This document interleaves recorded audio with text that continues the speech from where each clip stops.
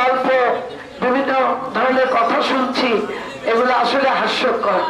17 বছর আমরা মাঠে আন্দোলন করেছি, আমরা জুলাই আগস্ট সেপ্টেম্বর বুঝি নাই। আমরা 17 বছরের জানুয়ারি থেকে ডিসেম্বর, এই 17 বছরের এই 12 মাস আমরা যুদ্ধ করেছি এই ফ্যাসিস্টদের বিরুদ্ধে।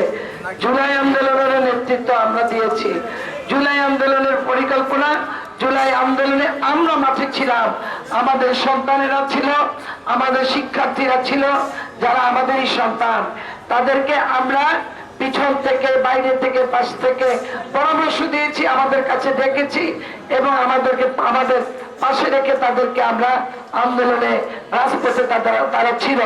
তার মধ্যে অনেক বড় ভূমিকা ছিল আমাদের ছাত্রদল, যুবদল, স্বেচ্ছাসেবক দলের ভাইদের।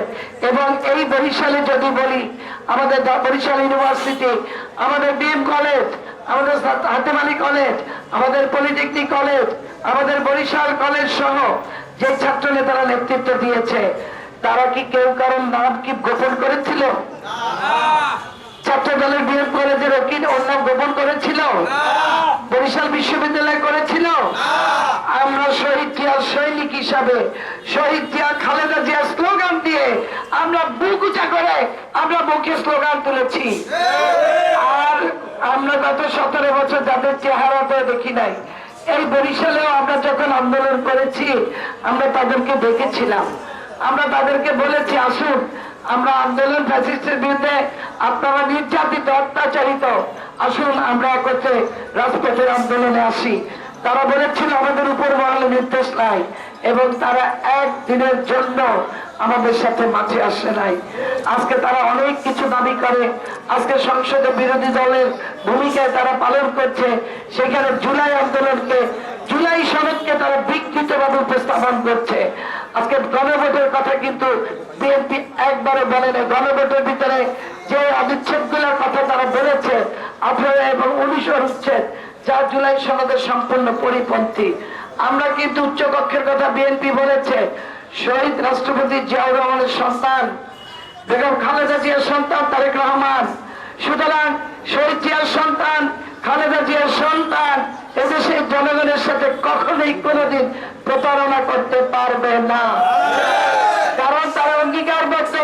তিনি দেখেছেন তার বাবার মৃত্যুতে এই বরিশাল, এই বাংলাদেশের মানুষ কিভাবে চোখের পানি ফেলেছে। লাখ কোটি মানুষ সেদিন জিয়াউর রহমানের জন্য কান্নাকাটি করেছে, আল্লাহর দরবারে হাত তুলে মোনাজাত করেছে।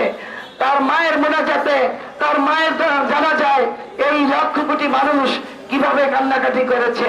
তার সন্তান তারেক রহমান একদিনের জন্য যে বাংলাদেশের মানুষের বাইরে কিছু চিন্তা করতে পারে না।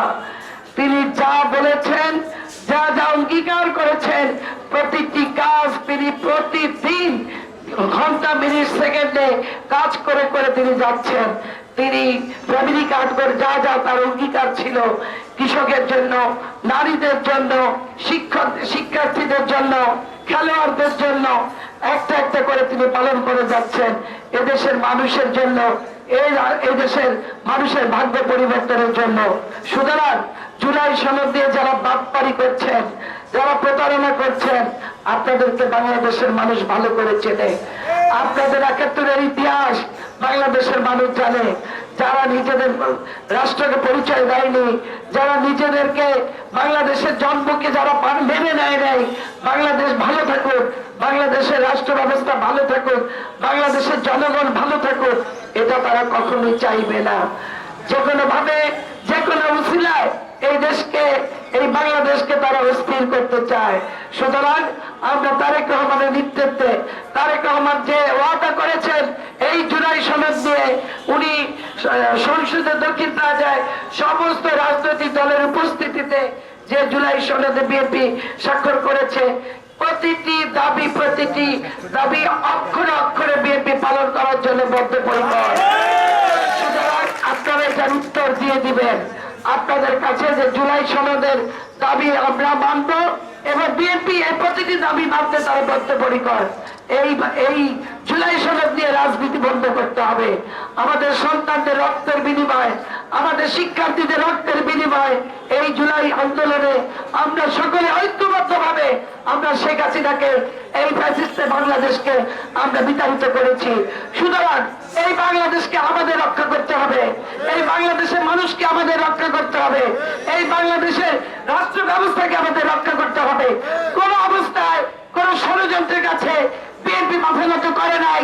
বিএনপি ছাত্র দল, স্বেচ্ছাসেবক দল, যুব দল, প্রতিটি অঙ্গ সংগঠন এখানে এখনো তারা সেই 17 বছরের আন্দোলনের সাহস নিয়ে মাঠে আছে। ইনশাআল্লাহ সকল ষড়যন্ত্র মোকাবেলা করে আমরা তারেক রহমানের নেতৃত্বে বাংলাদেশকে, যে বাংলাদেশ তারেক রহমান চায়, যে বাংলাদেশের স্বপ্ন তারেক রহমান থেকে, সেই স্বপ্নের নায়ক আপনারা, আপনাদের মাধ্যমে আমরা তারেক রহমানের নূতন বাংলাদেশ গড়ব ইনশাআল্লাহ। সবাইকে ধন্যবাদ।